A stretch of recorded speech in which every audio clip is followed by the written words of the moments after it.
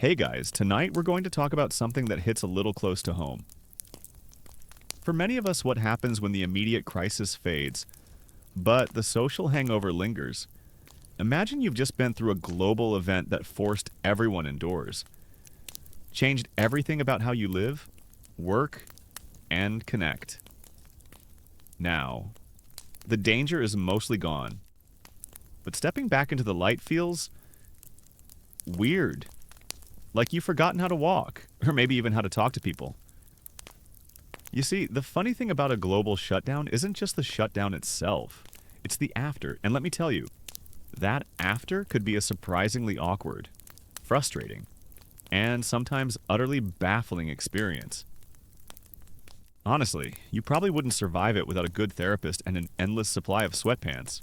So, before you get comfortable, take a moment to like the video and subscribe, but only if you genuinely enjoy what I do here. And hey, let me know where you're listening from and what time it is for you. Now, dim the lights. Maybe turn on a fan for that soft background hum, and let's ease into tonight's journey together. You find yourself in a world that's technically open again, but the air still feels thick with an invisible barrier. Remember that time you spent months, maybe even years, communicating primarily through screens, through text messages, video calls, and the occasional awkward wave from 6 feet away. Well, that deeply ingrained habit isn't just going to vanish overnight. As the immediate threat of a global pandemic recedes, a new kind of social awkwardness begins to creep in. You notice it in the supermarket, where people still instinctively veer away from each other, even without mandated distances. You see it in casual conversations, where the easy flow of banter has been replaced by hesitant pauses and a lingering uncertainty about appropriate physical proximity. It's like everyone collectively forgot the unspoken rule book of human interaction. Imagine you're at a gathering, the first one in what feels like ages. Someone extends a hand to shake, and your brain instantly freezes. Do you shake it? Do you offer an elbow bump, a nod, a quick, mumbled apology about still being a bit weird about germs? The simple act of greeting someone, once so automatic, has become a complex negotiation. This isn't just a fleeting moment of hesitation, it's a pervasive undercurrent that affects every social interaction.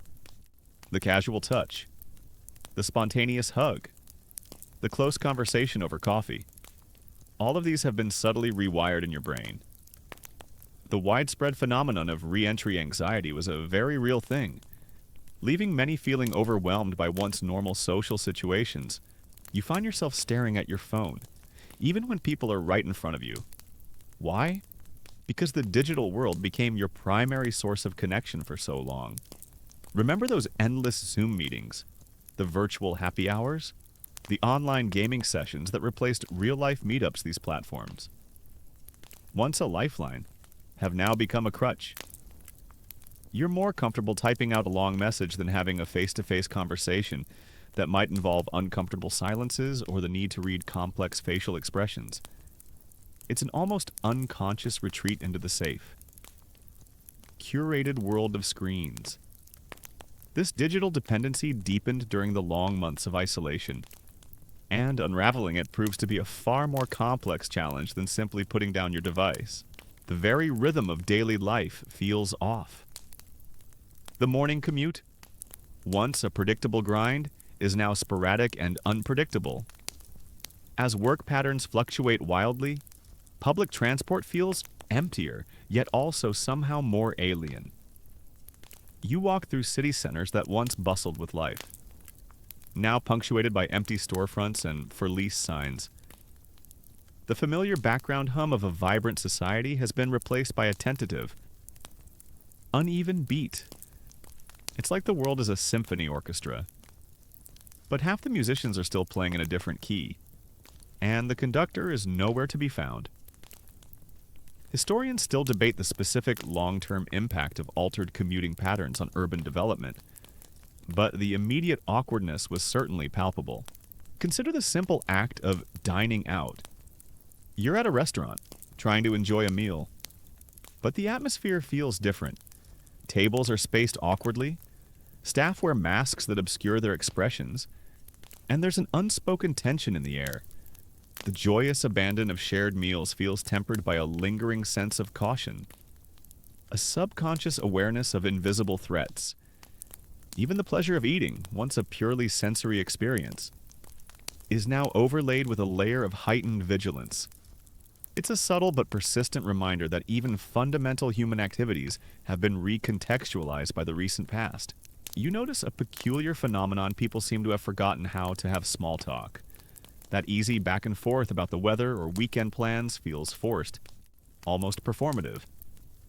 Conversations quickly dive into deeper, heavier topics, or simply fizzle out altogether. It's as if the shared lightness of pre-pandemic social lubrication evaporated, leaving behind a raw, unvarnished form of interaction that many found exhausting. The skill of navigating superficial social interactions, crucial for building rapport, had withered from disuse.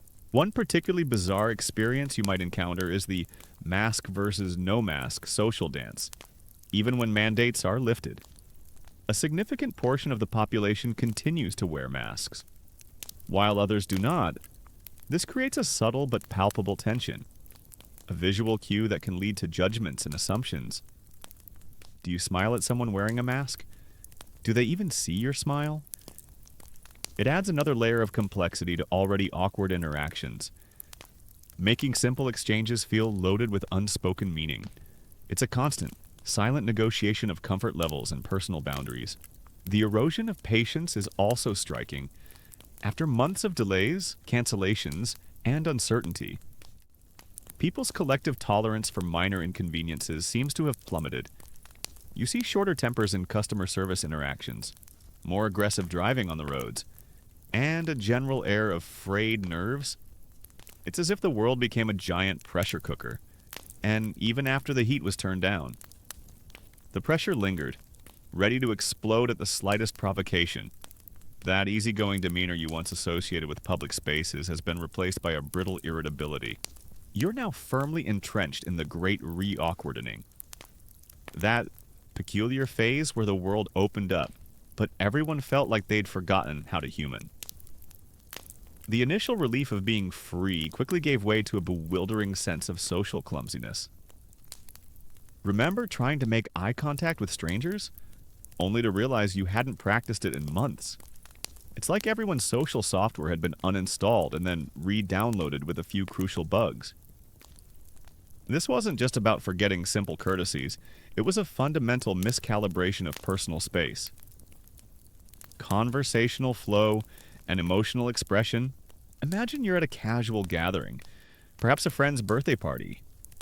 Before, you'd seamlessly float through the room, chatting with different groups, offering easy smiles. Now, you find yourself rooted to one spot, feeling oddly exposed when someone approaches. You instinctively take a small step back, an unconscious reflex developed from months of maintaining distance. You try to lean in to hear them better, but then pull back.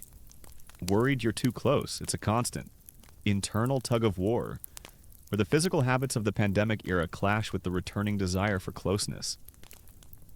This awkward dance of proximity played out millions of times, creating a strange, almost choreographed tension in public spaces. You notice how your voice feels. After so much time spent whispering in quiet homes or talking into microphones, the simple act of projecting your voice in a crowded room feels foreign. You might speak too loudly or too softly, struggling to find that natural conversational volume. And laughter. Oh, laughter. It feels forced, a little rusty, like a sound you haven't quite mastered again. There's a self-consciousness that overlays every spoken word. A lingering question of whether you're doing it right. It's an exhausting effort, constantly monitoring your own social performance in a way you never had to before. Consider the challenge of reading facial expressions. Half of people's faces might still be obscured by masks, or you've just gotten out of the habit of looking for subtle cues. Did they just smile with their eyes? Or are they judging your new, slightly too comfortable for public sweatpants? The nuances of nonverbal communication, so vital for genuine connection, had become blurred. This made conversations feel like navigating a dimly lit room, bumping into furniture you once knew by heart.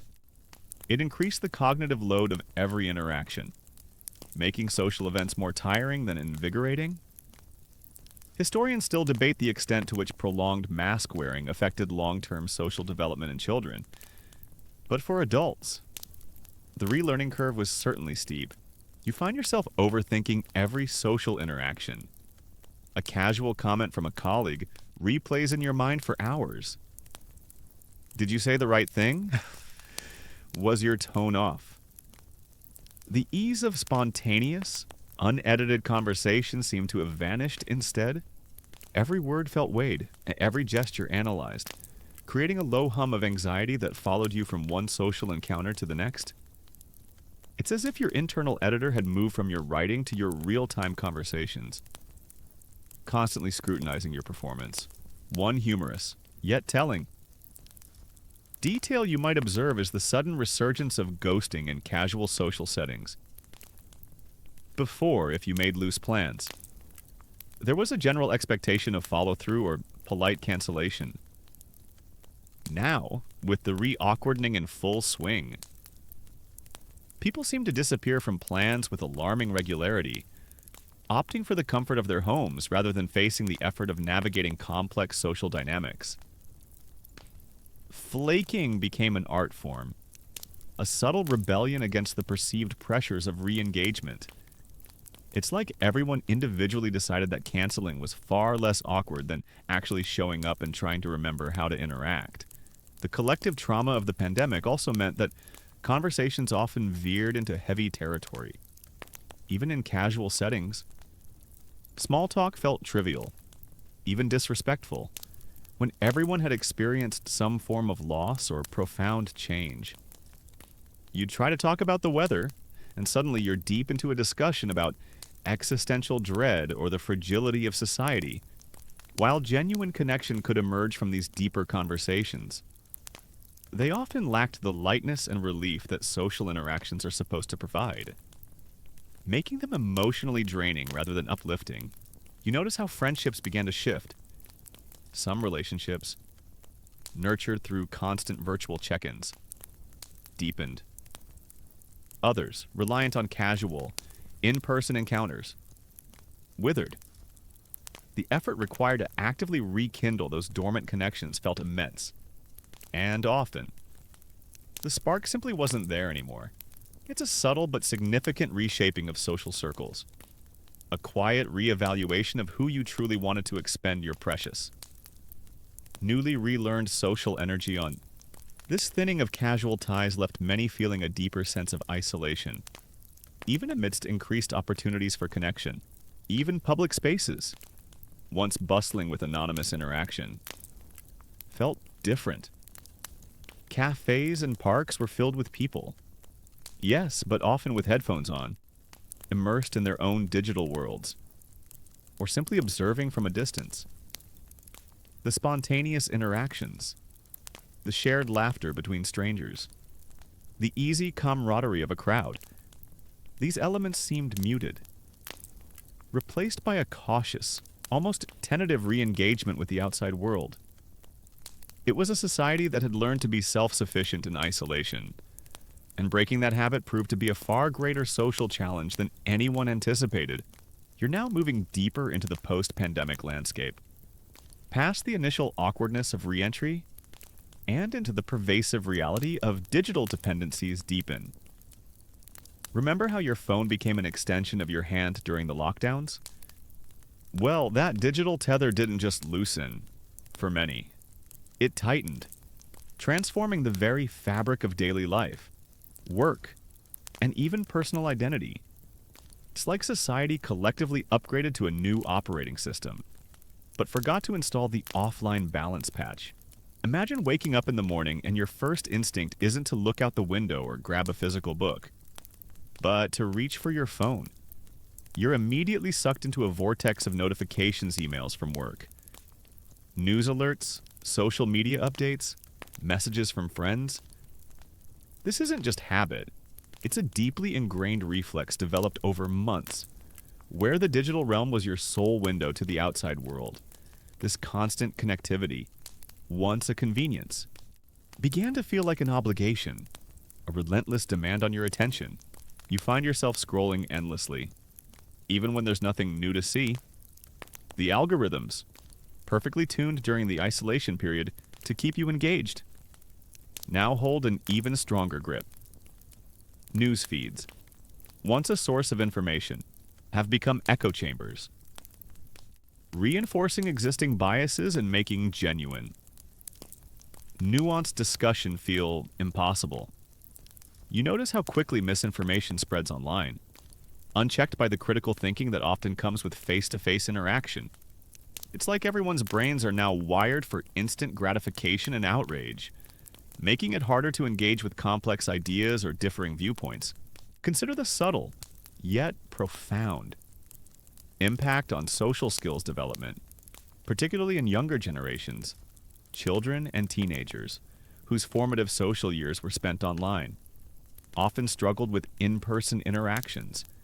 You see increased instances of social anxiety, difficulty interpreting nonverbal cues, and a preference for mediated communication over face-to-face conversations.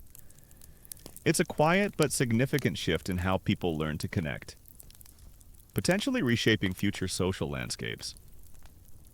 Historians still debate the full extent of this digital impact on long-term social development, but the immediate effects were certainly visible. One particularly frustrating aspect is the blurring of lines between work and personal life. With remote work becoming normalized for many, the office was no longer a distinct physical space. You find yourself answering emails late at night, joining virtual meetings on weekends, and feeling an almost constant pressure to be on.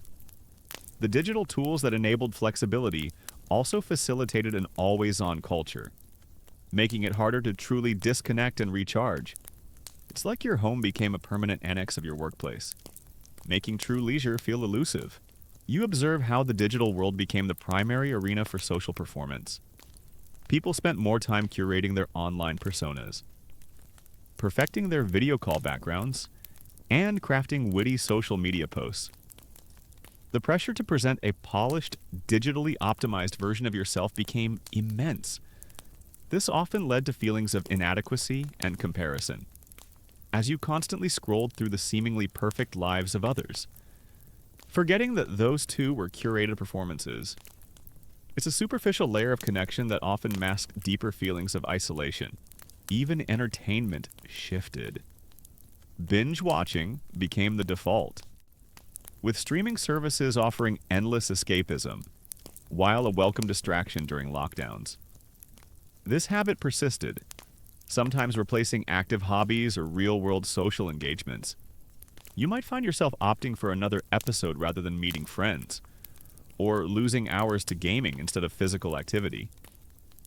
The convenience of digital entertainment became a powerful siren call, drawing people further into virtual worlds. The sheer volume of online content also created a sense of information overload.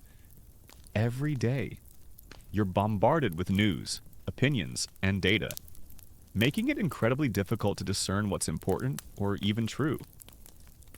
This constant deluge of information often led to anxiety and a feeling of being overwhelmed, contributing to a general sense of mental fatigue. It's like trying to drink from a fire hose.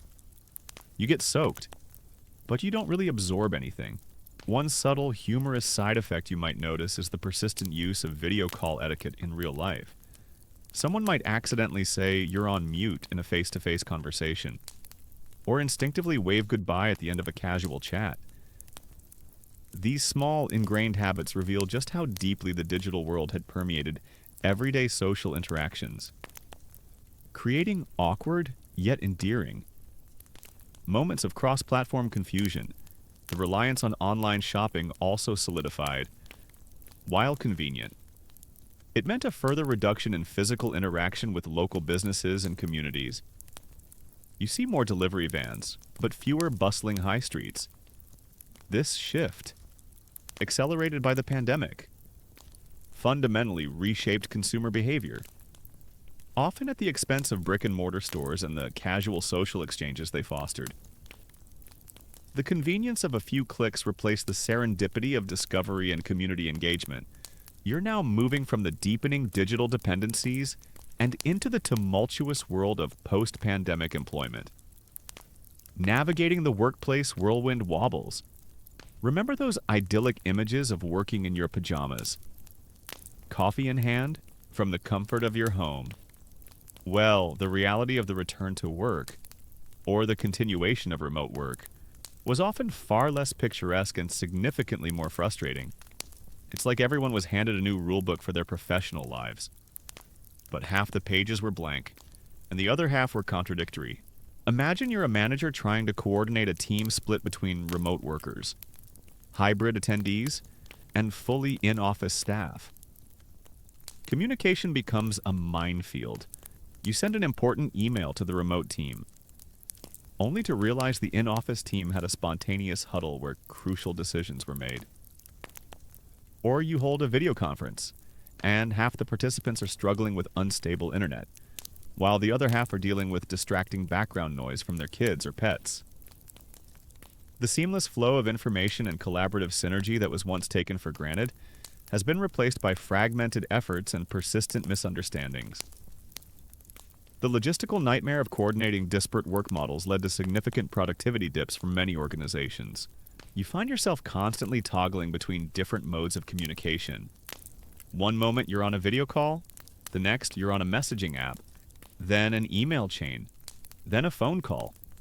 Each platform demands a different level of formality and immediacy.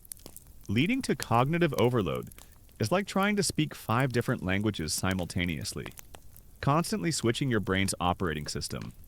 The mental exhaustion from this constant context switching is palpable, leaving you feeling perpetually drained by the end of the workday. That simple distinction between work time and home time has become a blurry, undefined mess.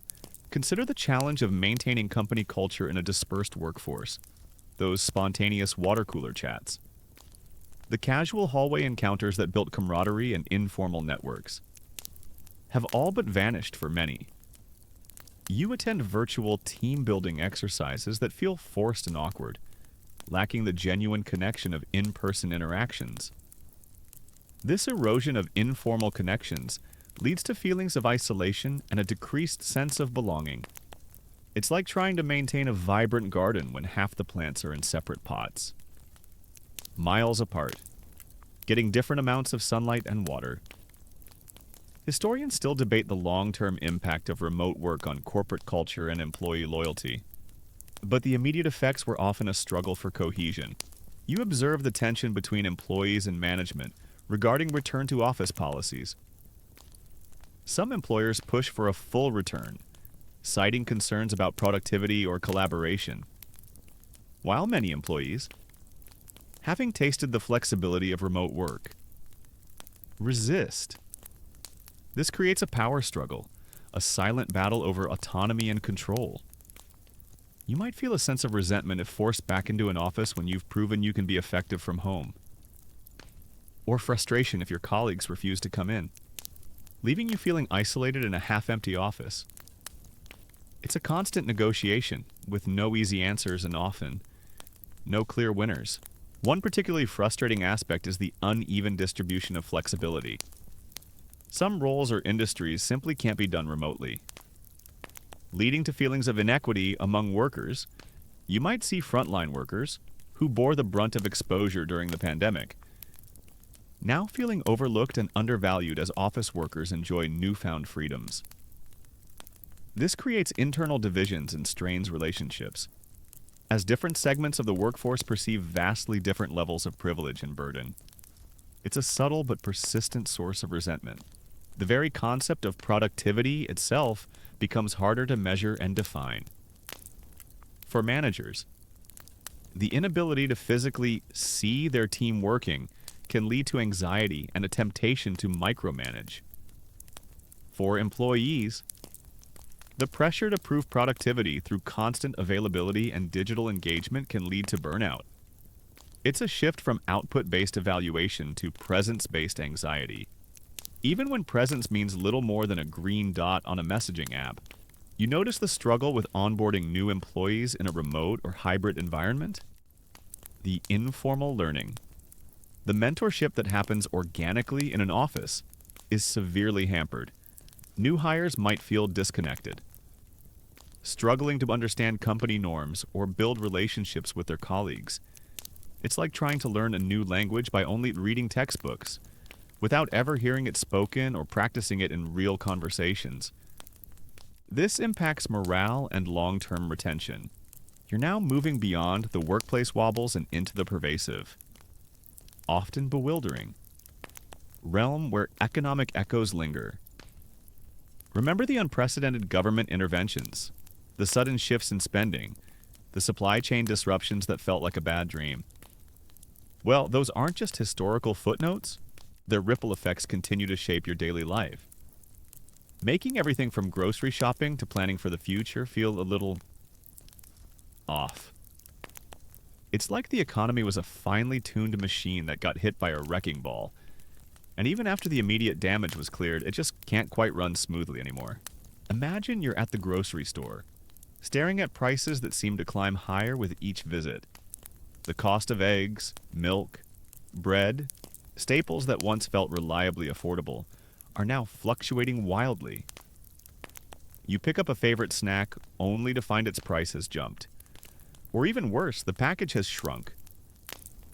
A subtle but infuriating phenomenon known as shrinkflation. This isn't just a minor inconvenience, it's a persistent, nagging worry that affects every household budget. The economic disruptions, initially explained away as temporary, have proven to have a stubborn staying power, making everyday living feel like a constant balancing act. You find yourself reevaluating every purchase. Is this item truly a necessity? Or can you do without it? The spontaneous joy of browse and buying has been replaced by a more cautious, budget-conscious approach. You're comparing prices more diligently, seeking out sales, and perhaps even opting for generic brands over your usual favorites. This newfound frugality, born out of necessity, subtly alters your relationship with consumption, making you more aware of economic vulnerabilities you once barely considered. It's like everyone collectively tightened their belts, and the knot just won't seem to loosen. Consider the pervasive feeling of inflation anxiety. Even if your wages have gone up, the feeling that your money buys less than it used to creates a persistent unease. You hear news reports about rising interest rates, housing market fluctuations, and global economic instability, and it all feeds into a general sense of insecurity. This isn't just about personal finances, it's about a broader societal apprehension regarding economic stability. Historians still debate the specific long-term drivers of post-pandemic inflation, but its immediate impact on everyday people was profoundly unsettling. You observe the strange paradox of labor shortages existing alongside economic uncertainty. Businesses struggle to find workers, leading to reduced hours, longer wait times, and sometimes a noticeable drop in service quality. Yet, the cost of living continues to rise, making it harder for those very workers to make ends meet. It's a complex web of interconnected problems. Where the recovery often feels uneven and contradictory, this disjunction between demand and supply in the labor market creates friction and frustration for both consumers and businesses. One particularly frustrating aspect is the continued volatility of global supply chains. You might order an item online, only to find it's backordered for months, or its price has suddenly surged due to transportation costs. The seamless flow of goods, once taken for granted, is now a fragile network prone to disruption. This means fewer choices on store shelves, longer waits for repairs, and a constant undercurrent of unpredictability in the consumer market.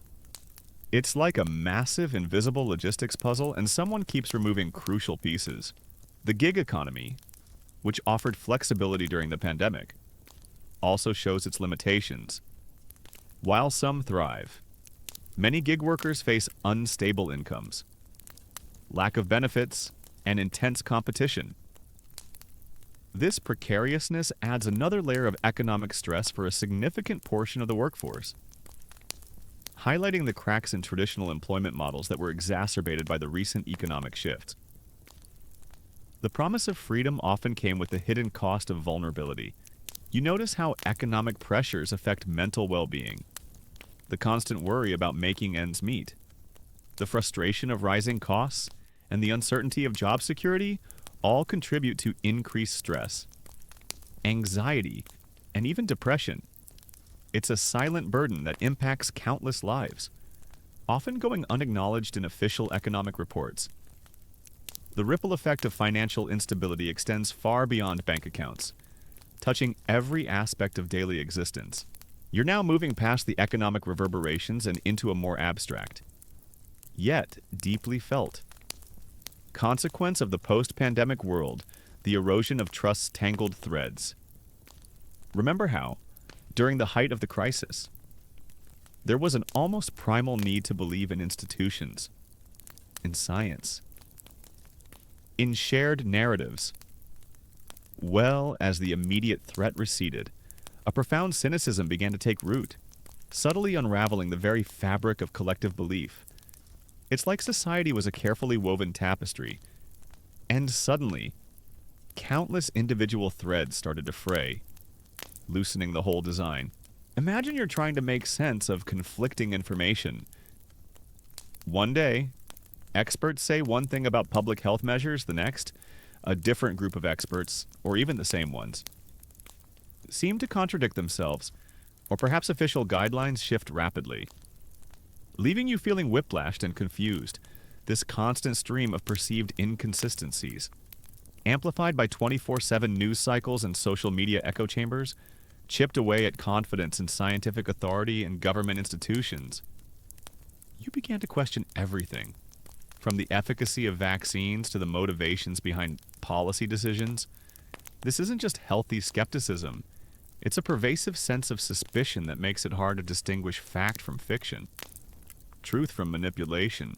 You find yourself less likely to believe official pronouncements. A new public health campaign launches, and instead of taking it at face value, your mind immediately searches for ulterior motives or hidden agendas. This ingrained doubt extends beyond just health. It bleeds into political discourse, economic forecasts, and even the intentions of your neighbors. The default setting shifts from trust to distrust, making collective action and shared understanding incredibly difficult. It's like everyone developed a thick skin of cynicism, making it almost impossible for genuine information to penetrate without immediate scrutiny and suspicion. Consider the fragmentation of shared reality. Social media, which had once seemed to connect everyone, now became a powerful engine of division. You see friends and family members disappearing down rabbit holes of conspiracy theories, sharing information that seems utterly bizarre to you. Conversely, they might view your reliance on mainstream sources as naive or misguided. This breakdown of a common understanding of facts leads to profound ideological rifts, making meaningful dialogue almost impossible. Historians still debate the specific role of social media algorithms in accelerating this trust erosion, but the effect was certainly profound. You observe the personal impact of this broken trust when you can't fully trust the information presented by institutions, or even by people you know. A sense of deep isolation can set in. You feel like you're navigating a world where everyone has their own version of the truth, leaving you without solid ground to stand on. This can lead to increased anxiety, a feeling of helplessness, and a profound sense of loneliness, even when surrounded by others. It's like everyone is speaking a slightly different language, and nobody can truly understand each other. One particularly frustrating aspect is the politicization of nearly everything. Public health, once a purely scientific domain, became a battleground of political ideologies. Wearing a mask, getting a vaccine, social distancing, these weren't just health choices.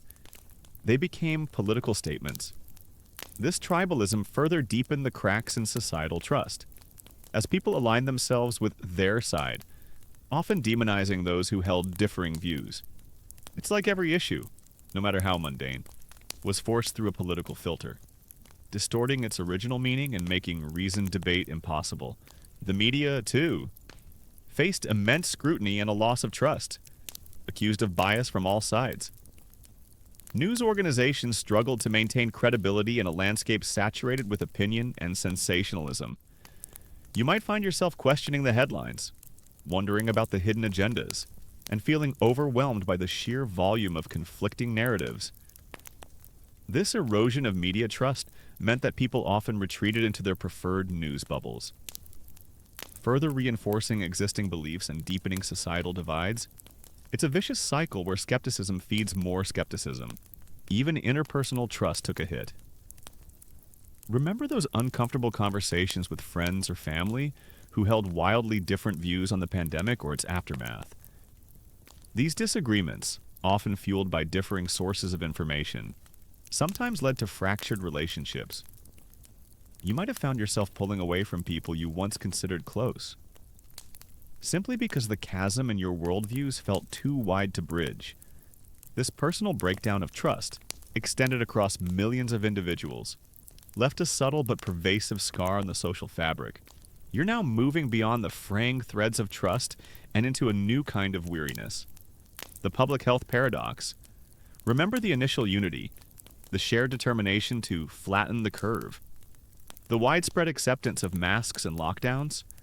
Well, as the immediate danger waned, that collective resolve began to dissolve, replaced by a pervasive fatigue and a deeply uneven response to lingering health concerns. It's like society ran a marathon, but just when the finish line was in sight.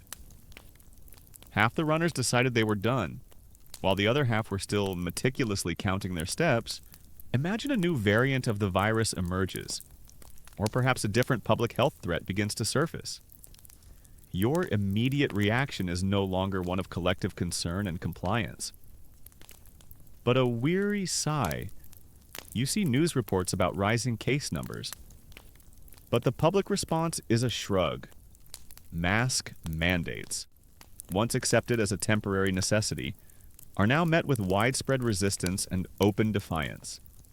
It's as if the well of public willingness to endure restrictions has run dry, leaving health officials struggling to motivate a fatigued and skeptical population. This pandemic fatigue makes implementing any new health measures incredibly challenging. You find yourself navigating a world where personal responsibility has largely superseded collective action.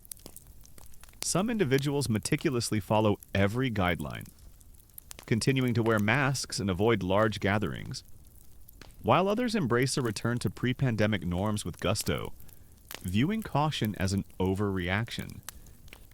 This creates a visible and often awkward divide in public spaces, leading to judgment and tension between those with differing comfort levels and risk assessments.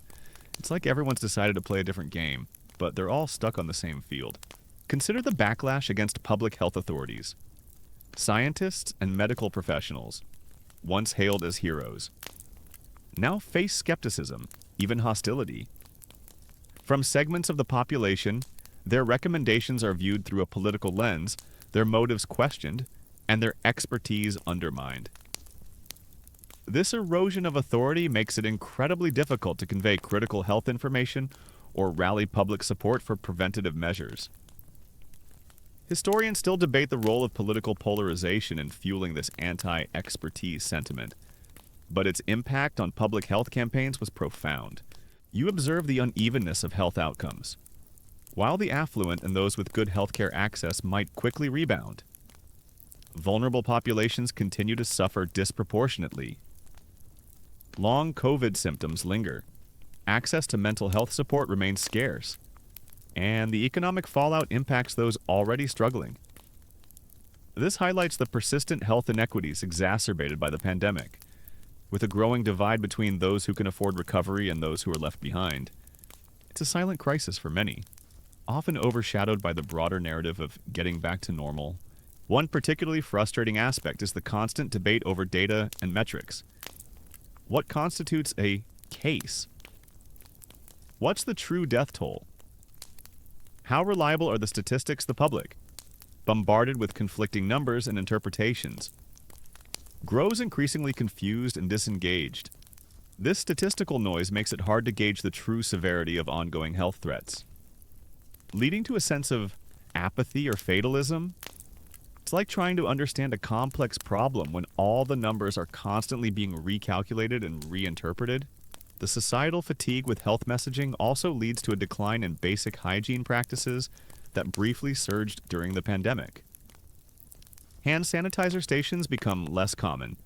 People revert to less diligent hand washing, and the general awareness of germ transmission diminishes. This regression, while understandable given the exhaustion, creates a more fertile ground for the spread of other communicable diseases, adding another layer of quiet risk to daily life. It's a subtle but significant rollback of public health gains. You notice how discussions about personal health become incredibly sensitive. Bringing up lingering health concerns or expressing a desire for caution can be met with impatience or even scorn from those eager to move on. It creates a social pressure to get over it. Even if the internal struggles with health anxiety or long-term symptoms are very real, this lack of empathy for ongoing suffering is a quiet burden for many, forcing them to internalize their struggles. You're now moving past the public health paradox and into perhaps the most intimate, yet often unaddressed, consequence of the post-pandemic world. Mental health's silent strain. Remember the collective anxiety that gripped the world, the fear of the unknown, the isolation that seemed to stretch on endlessly. Well, those intense experiences didn't just vanish with the lifting of restrictions. Instead, they left behind a pervasive, often invisible, burden on countless minds, creating a quiet epidemic of distress. It's like everyone was living under immense pressure, and when the pressure cooker finally cooled, the cracks were still there, just less visible. Imagine you're trying to reconnect with friends, but the thought of a crowded room fills you with dread. Or perhaps you find yourself easily irritated, struggling to focus, or experiencing a persistent low mood that you just can't shake. These aren't just isolated feelings, they are echoes of prolonged stress, anxiety, and the trauma of uncertainty. The coping mechanisms developed during isolation withdrawal. Excessive screen time. Altered sleep patterns often persisted, even as the external world reopened, making it difficult to re-engage with healthier habits. This social re-entry anxiety manifested in countless ways. From mild discomfort to debilitating panic attacks, you find yourself struggling with a new level of fatigue. Not just physical, but mental. Decision-making feels harder, your concentration wavers, and the simple act of planning something can feel overwhelming. This cognitive fog or brain drain is a common symptom of chronic stress, a lingering exhaustion from a nervous system that was on high alert for too long. It's like your brain's battery has been running on empty for months, and simply being free isn't enough to instantly recharge it. Consider the profound impact on relationships. The stress of shared confinement, coupled with diverging views on safety and precautions, often strained family dynamics and friendships. You might carry unresolved tensions, unspoken resentments, or a feeling of having grown apart from loved ones. The mental strain on individuals cascaded into their interpersonal connections, making empathy harder to access and leading to increased conflict or emotional distance. Historians still debate the full extent to which familial and social bonds were permanently altered by the pandemic's mental health fallout. But the immediate effects were undeniable for many. You observe the struggle to access adequate mental health support. Even as awareness of mental health issues grew, the infrastructure to provide widespread care remained woefully insufficient. Long waiting lists for therapists, limited affordable options, and a persistent stigma around seeking help meant that many suffered in silence. It's like recognizing a massive problem but having very few tools to actually fix it. leaving millions feeling isolated in their distress. One particularly poignant aspect is the rise in grief. Interrupted. Many people experienced loss during the pandemic of loved ones. Jobs, routines, or simply a sense of normalcy, but the usual rituals of grieving were disrupted. Funerals were limited. Communal support was scarce. And the fast pace of recovery often pushed people to move on before they had fully processed their losses. This unacknowledged or incomplete grief lingered, manifesting as depression, anxiety, or a pervasive sense of sadness. It's a silent weight that many continue to carry. Unacknowledged by a world eager to forget the hardships, the erosion of a clear boundary between work and home life also contributed significantly to mental strain. With remote work, the pressure to be constantly on blurred the lines of personal space and time, making it harder to truly disconnect and recharge. You might feel a perpetual sense of guilt when not working, leading to burnout and a feeling that your personal life is constantly encroaching on your professional duties. And vice versa. It's a relentless cycle that exhausts the mind and spirit. You notice how a generalized sense of languishing became a common emotional state. Not quite depressed, but not thriving, either a feeling of stagnation, emptiness, and a loss of joy. This subtle but pervasive emotional state reflected a collective burnout, a weariness of spirit from having lived through prolonged uncertainty and change. It's a quiet apathy that makes it hard to feel motivated or truly engaged with life. A gray haze over what should be vibrant experiences. You're now moving beyond the individual strains on mental health and into the broader landscape of communities' cracks and resurrections. Remember those early, heartwarming moments of collective solidarity, the clapping for essential workers, the neighborhood support groups, the shared sense of being all in this together. Well, as the crisis receded, that unity often fractured, revealing deep fissures within communities, but also sparking surprising new forms of connection. It's like a beloved old vase that shattered, and while some pieces were lost forever, others were reassembled in new, unexpected ways. Imagine your local town, once a bustling hub of activity, now feeling strangely fragmented. Businesses that were once cornerstones of the community have closed, leaving gaping holes on Main Street. The familiar faces you used to see at the coffee shop or the local market are less common, replaced by a lingering quietness. This isn't just about economic loss, it's about the erosion of third places, those informal gathering spots that fostered casual interactions and strengthened community bonds. The very physical spaces that once knit people together have been profoundly altered, leaving a void that's hard to fill. You find yourself less likely to engage in spontaneous community activities. The once annual street fair, the local bake sale, the casual pickup game at the park. These events might return, but with a palpable sense of hesitation, a smaller turnout, or an underlying anxiety that wasn't there before. The collective memory of past disruptions makes people more cautious about committing to and participating in group activities. It's like a subtle, invisible barrier has been erected between individuals and their willingness to fully immerse themselves in communal life. Consider the deepening of ideological divides within communities. Heated debates about masks, vaccines, and mandates often played out not just on national news, but in local town halls, school board meetings, and even between neighbors. These disagreements, often fueled by misinformation and fear, left lasting scars, fracturing long-standing relationships and creating an atmosphere of mistrust. You might feel a sense of alienation from people you once considered allies. Simply because your views on pandemic response diverged, historians still debate the specific long-term impact of these localized ideological conflicts on community cohesion. But their immediate effects were profoundly divisive. You observe the struggle for community organizations to regain momentum. Volunteer groups found it harder to recruit members. Local charities saw a dip in donations, and community centers grappled with reduced participation.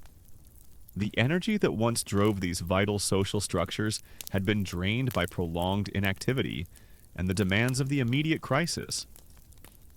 It's like trying to restart an engine after it's been sitting idle for years. It sputters and struggles before it can fully roar back to life. One particularly poignant aspect is the heightened awareness of vulnerability within communities. The pandemic shone a harsh light on existing inequalities: who had access to healthcare, who could work from home, who had stable housing. This stark revelation created a new kind of social consciousness for some, leading to increased efforts to support marginalized groups.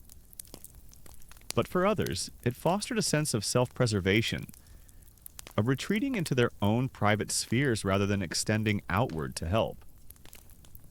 It's a complex legacy, simultaneously revealing both the best and worst of human nature. The rise of hyper-local online communities also emerged as a fascinating response to physical isolation.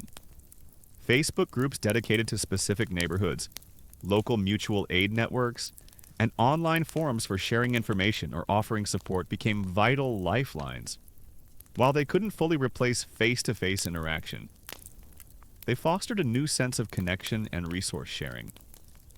You might find yourself more connected to your immediate geographical neighbors online than you ever were in person. A strange paradox of the modern age. You notice how some communities found renewed strength in adversity. Perhaps a new community garden bloomed from a shared desire for fresh produce, or neighbors organized informal support networks for the elderly or isolated. These acts of grassroots resilience, born out of necessity, demonstrated the enduring human need for connection and collective action. Even when larger societal structures faltered, it's a quiet testament to the fact that even when things fall apart, people often find ingenious ways to rebuild. You're now at the final stop on this journey through the post-pandemic landscape. Reflecting on the unforeseen future's footprint, it's about the lasting, subtle ways that this period, initially seen as a temporary pause, permanently reshaped societies and individual behaviors. It's not just the big, obvious changes, but the quiet, ingrained habits and shifts in perspective that will subtly guide humanity for decades to come. It's like a colossal wave that has receded, but left the sand of the beach permanently altered. With new contours and an indelible mark, imagine you're observing daily life years from now. You notice people instinctively reaching for hand sanitizer, even in situations where it was once unheard of. Or perhaps the subtle, almost imperceptible widening of personal space in queues or public transport. A lingering echo of the 6 feet apart era. These aren't conscious decisions, they're deeply ingrained behaviors. A new social grammar learned during a time of crisis. The pandemic didn't just teach new rules, it subtly rewired our intuitive understanding of proximity and personal hygiene. You find yourself witnessing a permanent shift in how people view work-life balance. The experience of remote work, for many, fundamentally altered their priorities. The commute, once a necessary evil, now seems like an archaic waste of time. The desire for flexibility, for more control over personal schedules, has become a non-negotiable demand for many employees. This isn't a temporary trend, it's a deep-seated value shift. Reshaping urban planning, office design, and the very nature of employment for generations. It's like the genie of flexibility was let out of the bottle, and there's no putting it back. Consider the acceleration of digital transformation across all sectors. Businesses, education, healthcare. They were all forced to rapidly adopt digital solutions. This wasn't a gradual evolution, it was a sudden, necessary leap. You see services that were once exclusively in person now offered online. From doctor's appointments to university lectures, this digital leapfrog has permanently altered access, convenience, and the very structure of many industries. Historians still debate whether this rapid digitalization genuinely democratized access or simply exacerbated existing digital divides. But its speed and scale were certainly unprecedented. You observe a new kind of preparedness mindset in society. Governments are investing more in pandemic response infrastructure. Individuals are more aware of their supply chains. and a general sense of vigilance, however subtle, pervades public consciousness. The complacency that might have existed before has been replaced by an underlying awareness of vulnerability. It's like everyone saw behind the curtain, realizing how fragile modern systems can be. And that knowledge won't simply fade away. One particularly poignant footprint is the increased awareness of mental health struggles. While the stigma hasn't vanished, the shared experience of anxiety, isolation, and burnout brought these issues to the forefront. You see more open conversations about mental well-being, more resources being developed, albeit slowly, and a greater recognition of the invisible burdens people carry.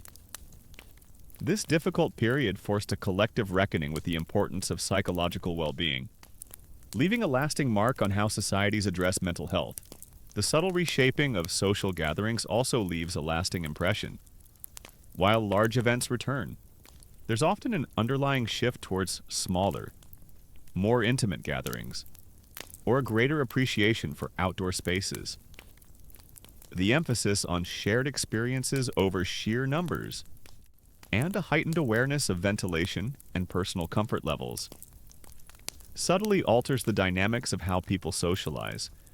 It's like everyone became a little more discerning about where and with whom they choose to spend their precious social energy. You notice the quiet, persistent impact on intergenerational relationships. Grandparents and grandchildren might have found new ways to connect virtually, while younger generations gained a deeper appreciation for the vulnerability of their elders. These shared experiences, often difficult, forged new bonds and perspectives, fundamentally altering the dynamics between different age groups. It's a subtle but powerful realignment of family and community priorities, as the echoes of fractured communities and digital transformations softly recede. Let your mind drift away from the persistent hum of the new normal and the lingering anxieties of a world reshaped. Feel the subtle tension in your thoughts ease, imagining a quiet calm settling over the landscapes we've explored tonight. The journey through the unexpected aftermath, with its awkward re-entries and profound shifts, has gently come to its close, leaving you in the peaceful stillness of your own space. The images of resilience and adaptation, of human connection enduring through unforeseen challenges, are now dissolving into a tranquil quietude. Let the soft hum of the fan, or the serene silence of your room, guide you deeper into profound relaxation. There's nothing left to untangle, no social complexities to navigate, no lingering economic worries to grasp, just the peaceful rhythm of your own breath, easing you further and further into a restful slumber.